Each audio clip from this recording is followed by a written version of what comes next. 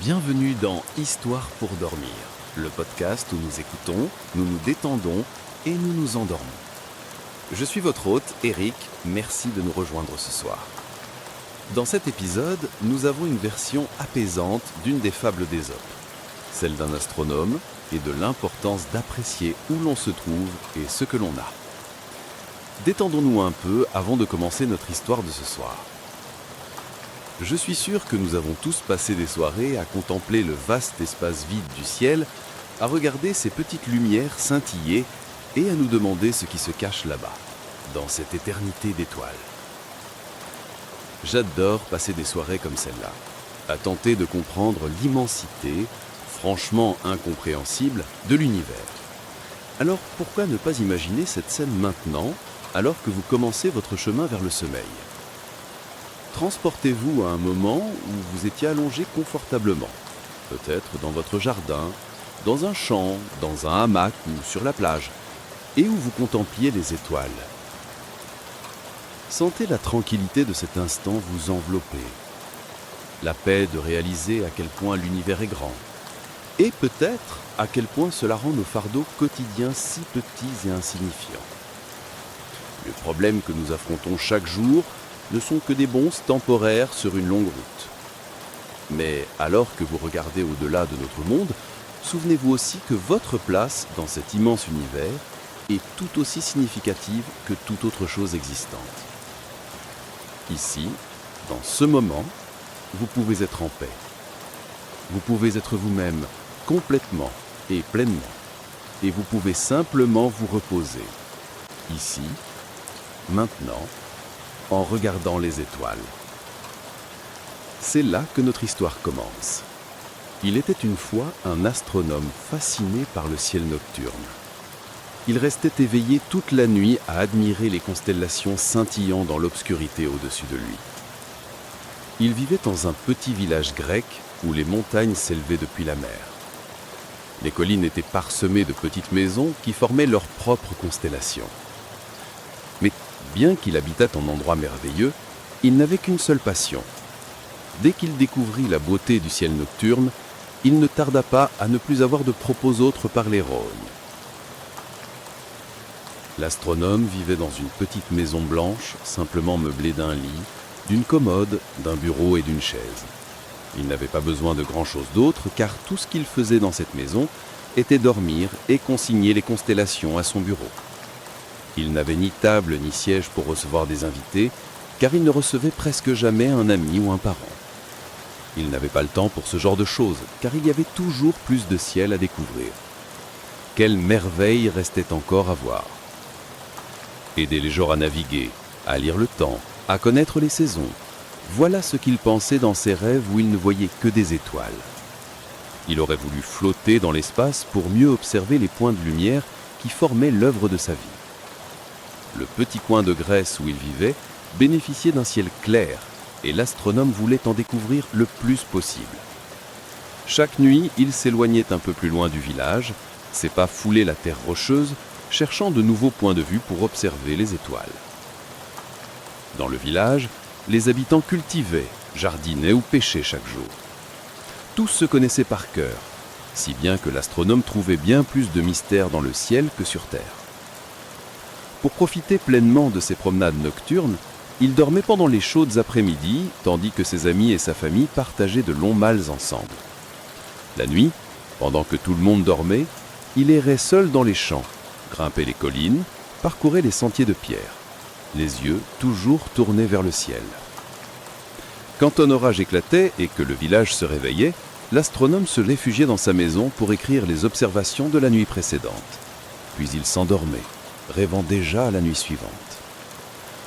Il était consumé par le monde des galaxies et des corps célestes. Pour lui, toutes les choses passionnantes arrivaient la nuit. Le jour, la lumière révélait tout. Mais lorsque le ciel nocturne prenait la relève, tant de mystères restaient à découvrir. C'était un défi sans échéance. Il observait les saisons passer à travers les étoiles, tandis que le paysage autour de lui changeait pendant son sommeil. Puisqu'il ne sortait jamais le jour, il ne voyait pas les fleurs éclore au printemps, ni sentait le parfum doux et terreux de l'automne. Quelqu'un d'autre, pensait-il, avait déjà appris tout ce qu'il y avait à savoir sur la Terre. Mais le ciel, lui, restait plein de secrets et de questions sans réponse. L'astronome observait la chasse d'Artémis dans les étoiles, cherchait les dieux de l'Olympe dans les constellations. Parfois, sous l'éclat de ma lune, il visitait le temple d'Artémis pour rendre hommage à la beauté qui brillait au-dessus de lui. Le temple de son village avait un toit ouvert, parfait pour contempler le ciel. Il ne remarquait pas les colonnes de marbre ou les statues sculptées. Seule la création céleste comptait pour lui. Une nuit, tandis qu'il marchait, comme toujours, les yeux levés vers les étoiles, il admirait la façon dont la grande et la petite ours semblaient s'emboîter parfaitement. Mais, ne regardant pas où il posait les pieds, il tromba sur une log et se retrouva par terre emmêlé dans sa togue. Son voisin, ayant entendu le bruit, sortit pour voir ce qui s'était passé. L'astronome, un peu honteux, rit de sa maladresse et se releva. Alors que son voisin l'aidait à se remettre debout, celui-ci lui dit « Mon ami, pourquoi passes-tu tant de temps à regarder les étoiles alors que tu ne vois même pas ce qui est juste devant toi ?» L'astronome rit encore. Il pensa à la beauté des étoiles, à la joie d'observer des mondes si lointains. Mais peut-être que son voisin avait raison. Peut-être passait-il trop de temps à regarder le ciel et pas assez à profiter de la vie sur Terre. Ce soir-là, il rentra chez lui et pour la première fois depuis son enfance, il s'endormit la nuit. Le lendemain matin, il se réveilla au son du village qui prenait la vie. Les rires et les conversations légères flottaient dans la brise haute. D'abord, l'astronome se sentit triste. Qu'avait-il manqué dans le ciel? Mais en s'habillant et en sortant, un sourire se dessina lentement sur son visage. Le voisin qui l'avait aidé la veille l'invita à prendre le petit déjeuner. Il y avait du pain chaud, à la croûte croustillante et au cœur moelleux, des fromages fermes et une tasse de café fort et fumant. Depuis combien de temps l'astronome n'avait-il pas goûté le pain frais du matin ou savouré un café partagé avec un ami? Assis autour de la table extérieure, ils burent leur café tandis que l'astronome racontait à la femme du voisin ce qui lui était arrivé la nuit précédente. Le couple décida de l'accompagner pour une promenade autour du village. Ils étaient déterminés à lui faire découvrir tout ce qu'ils aimaient dans leur ville natale. Ils partirent ensemble le long du chemin. « N'est-ce pas agréable, cette terre douce sous tes pieds ?» demandèrent-ils. « Sens-tu l'odeur du pain frais et du café que tous les autres villageois dégustent ce matin ?» Les sens de l'astronome furent émerveillés par l'arôme du petit déjeuner, et il remarqua combien la terre, légèrement molle mais encore ferme sous ses pas, amortissait chacun de ses mouvements. Pendant toutes les heures qu'il avait passées à marcher, il n'avait jamais réalisé à quel point cela pouvait être merveilleux. S'il avait accordé autant d'attention au sol la nuit précédente, peut-être ne serait-il jamais tombé? Ils passèrent devant une femme vendant des fruits sur un petit étal. « Je ne t'ai pas vu depuis longtemps ?» lança la marchande de fruits à l'astronome en lui faisant signe d'approcher. « Viens, partageons un peu de jus frais. » Elle pressa des oranges dans une tasse, libérant un parfum délicat et floral rappelant les fleurs d'oranger. Quand il prit sa première gorgée, le goût sucré et frais du jus remplit sa bouche. « Oui, les étoiles sont magnifiques la nuit, pensa-t-il, mais on ne peut pas boire les étoiles. » À cet instant, l'astronome trouva que les constellations scintillantes paraissaient 2 fois moins douces que cette délicieuse joie terrestre. Lorsque les voisins racontèrent à la marchande de fruits leur mission, celle d'aider l'astronome à voir la beauté de la Terre, elle leur dit qu'ils devaient absolument aller visiter le jardin de sa nièce, car c'était, selon elle, l'endroit idéal pour apprécier les merveilles terrestres. « Je vais vous montrer le chemin, » dit-elle, en fermant son étal pour se lancer dans cette nouvelle aventure. En descendant la ruelle, de plus en plus de villageois se joignirent à eux. Ils n'étaient pas habitués à voir l'astronome dehors pendant la journée. Chacun voulait lui montrer un endroit particulier. L'astronome ne se souvenait plus de la dernière fois qu'il était entouré d'autant de monde. Il avait toujours préféré le calme de la nuit au bruit du jour. Mais maintenant qu'il écoutait vraiment, il pouvait entendre la musique dans les voix de ses amis. Lorsque le groupe arriva au jardin de la nièce, celle-ci les accueillit à bras ouverts. « Quel honneur d'avoir le grand astronome dans mon jardin pour la toute première fois », dit-elle avec un sourire. Ensemble, lui et les villageois admirèrent les fleurs. La nièce désigna une touffe de fleurs rouges poussant autour d'une arche en bois. « Ce sont des fleurs sauvages spéciales, créées par Aphrodite. expliqua-t-elle.